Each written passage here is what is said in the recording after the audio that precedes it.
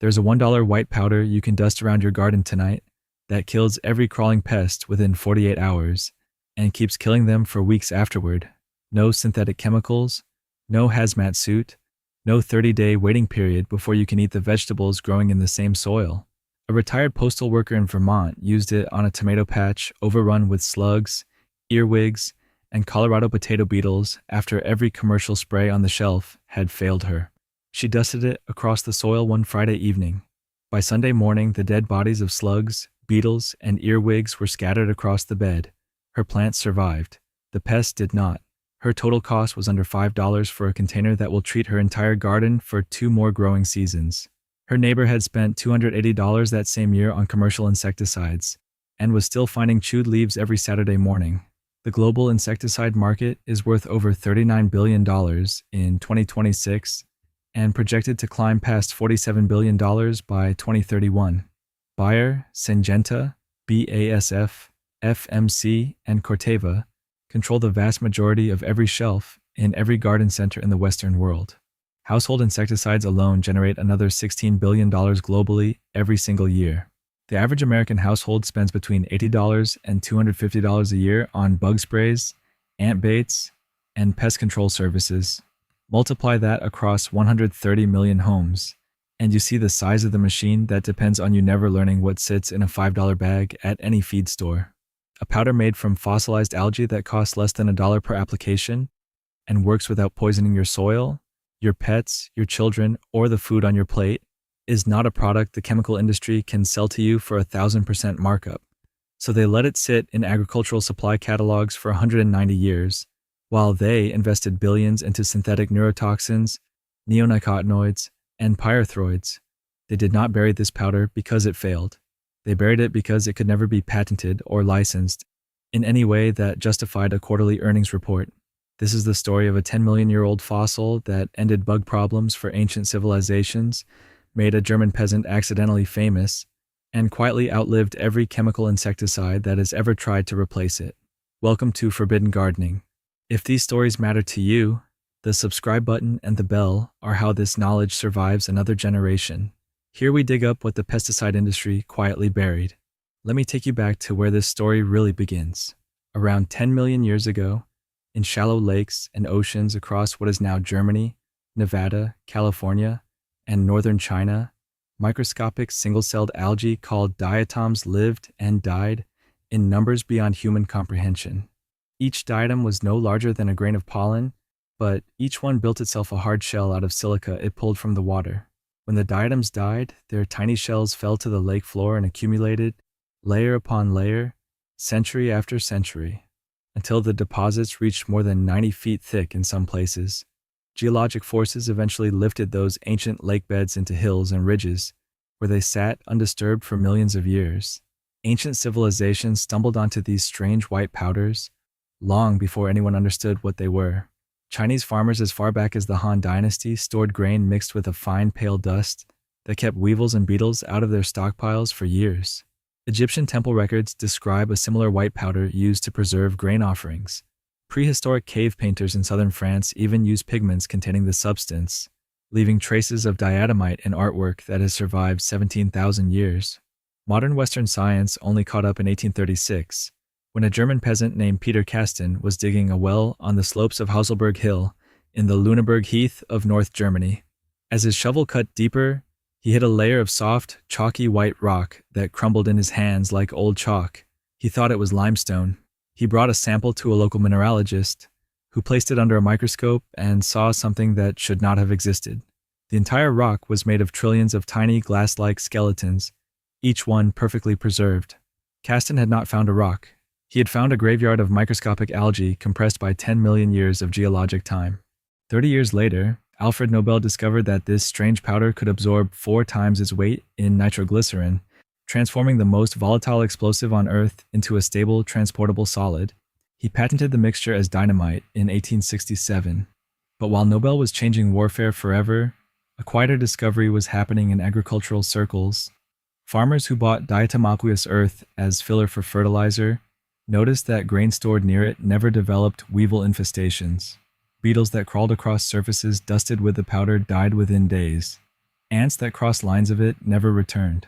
By the early 20th century, agricultural extension services across Europe and North America were quietly recommending diatomaceous earth as a grain storage protectant, and the practice spread to home gardens by the 1950s. Before I go any further, I need to stop and tell you something important. This video is just the first layer of what the pesticide industry has spent decades burying. I spent months compiling every forgotten gardening technique, every suppressed home remedy, every cheap natural formula into one complete archive. All of it is inside the complete Forbidden Gardening Vault. The exact diatomaceous earth pest control protocol with target charts for over 30 common garden pests, the vinegar and salt weed killer recipe, the aspirin and milk tomato formula that doubles fruit yields, the lawn tonic recipe your grandfather mixed in his garage, the ancient Persian ala irrigation technique that cuts water bills by 70%. Over 12 complete garden guides in one vault.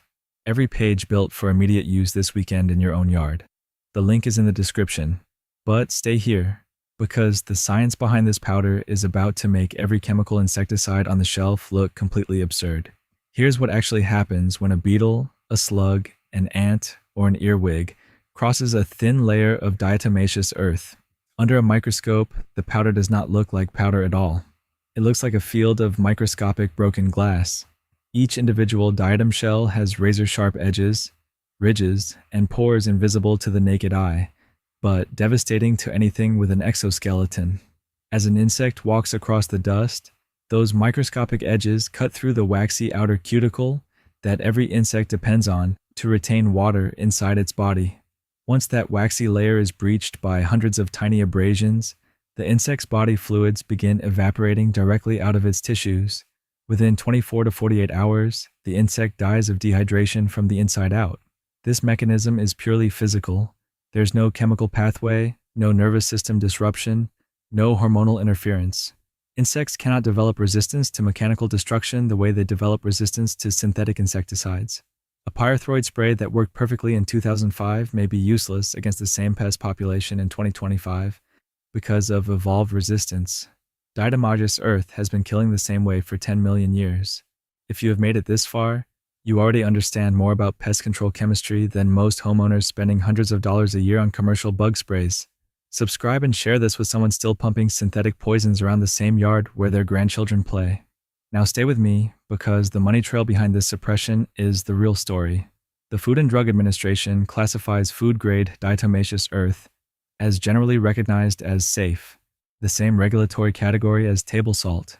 The Environmental Protection Agency has registered over 150 diatomaceous earth products for indoor and outdoor use against bedbugs, cockroaches, fleas, ticks, ants, beetles, slugs, and dozens of other pests. The United States Department of Agriculture lists food grade DE as approved for direct contact with stored grain meant for human consumption. Every regulator that matters has cleared this powder for use in your home, on your food, and around your animals. And yet, somehow, it is almost impossible to find on the same shelf as the $25 bottle of brand name bug spray. You cannot patent a sedimentary rock. You cannot build a $39 billion global industry on a substance that can be mined out of the ground in California, Nevada, Oregon, and Washington, and sold by the pound at any farm supply store. You cannot create a subscription model around a product that lasts indefinitely on a shelf and treats an entire garden for under $1 per application. The economic engine of consumer pest control depends on one psychological lever. The homeowner must believe that real pest control requires complex synthetic chemistry, professional application, and constant repurchase. Every commercial reinforces this belief. Trust the chemists. Buy our brand. Apply it again next month.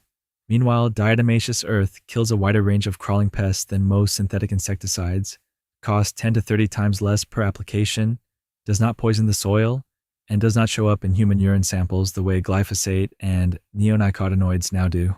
I need to be honest with you about the real limits of this powder. Diatomaceous earth only kills crawling insects that physically contact the dust. It does not kill flying insects that never land on it. It must be reapplied after rain, because wet diatomaceous earth loses its abrasive cutting power until it dries again. And critically, it does not distinguish between pest insects and beneficial insects. If a honeybee or a ladybug walks through it, the powder will kill them too. Apply it carefully, only on the soil and around plant stems. and never on flowers when bees are actively foraging. Always use food-grade diatomaceous earth, never pool-grade, which has been heat-treated and contains crystalline silica that is dangerous to inhale. Wear a dust mask during application. Here's exactly how to do it in your own garden. Buy a 4 to 10 pound bag of food, grade diatomaceous earth from any feed store. Total cost between $15 and $25 for enough product to last 2 full growing seasons. Wait for a dry day with no rain forecast for at least 48 hours.